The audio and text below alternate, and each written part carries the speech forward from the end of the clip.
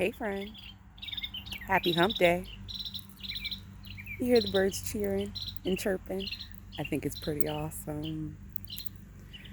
So I was thinking today, everybody has a purpose in life, no matter what it is. It takes time to find that purpose. You got to go through the hills and the valleys to get to being encouragement, that that driving force that propels you into doing the unknown, right? And I think that's some people's fears is like the unknown. I know for me it was. And being comfortable in that fear, but not living in that fear. So during my journey of finding a purpose in growing and loving and getting to know not necessarily myself through the grief of losing my animals or just getting to know others, I found out that through those purposes, my animals have been there with me. I believe that they propelled me into doing something that at one point in time I didn't think was even possible. But then having the discernment to be my own cheerleader and then looking down and seeing somebody was looking up to me too. How did your animal drive you to your purpose in life? How did they propel you into doing some amazing things, or maybe those fears that you never thought that you could gravitate or truly do or become? It's just, question of the day. My story, my first animal, his name was Gabriel. A Bichon Frise, straight to the T. Beautiful afro, the most gorgeous, darkest brown eyes, and the fluffy tail.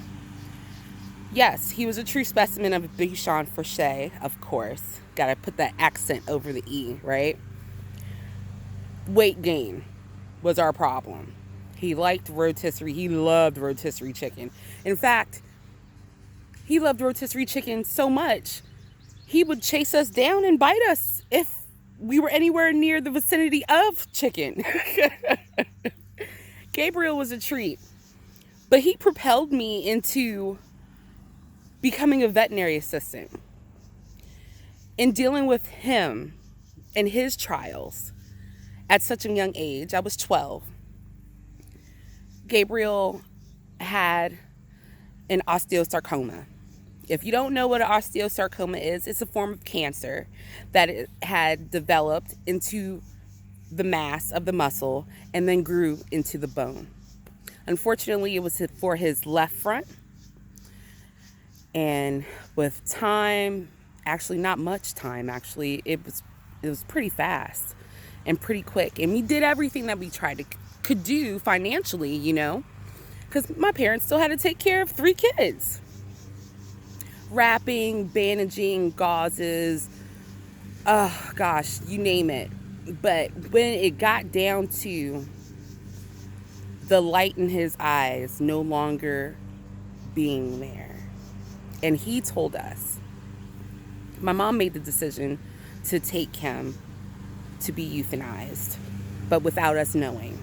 And that was still, even to this day, it's still pretty hard to think about because he was gone and he didn't come back, and there was no remains, there was no placard, there was no paw print, there was nothing.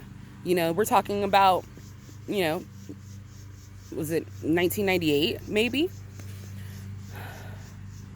And I wanted to know what was going on. I wanted to know. I was detective on this mode. Like, why was my first baby? And he was more imprinted on my mom, but I left him just the same. Why did this happen to Gabriel? I mean, he was just a fat Bichon who loved us, and he was so caring and so devoted and so kind. Why did this have to happen to him? So, as soon as I graduated high school, I went and got my certification without any noticing. And moreover, that propelled me to do my very first internship at the same hospital where he was euthanized. During this time, I didn't know. And I read all the books, I did all the templates, I wanted to, emergency calls as far as veterinary assisting is concerned. I wanted to know why. And I did get a closure. After 17 years, I've seen Bichons come in and out, all dogs of all different breeds come in and out. And just because we know the science of what happened, that still didn't prepare me for the actual situation. It just gave me medical reasons what to Google up. And I'm not a doctor. I don't profess myself as one. But as a veterinarian professional in this field, I had to recognize some things that was brewing inside of me. Does that make sense?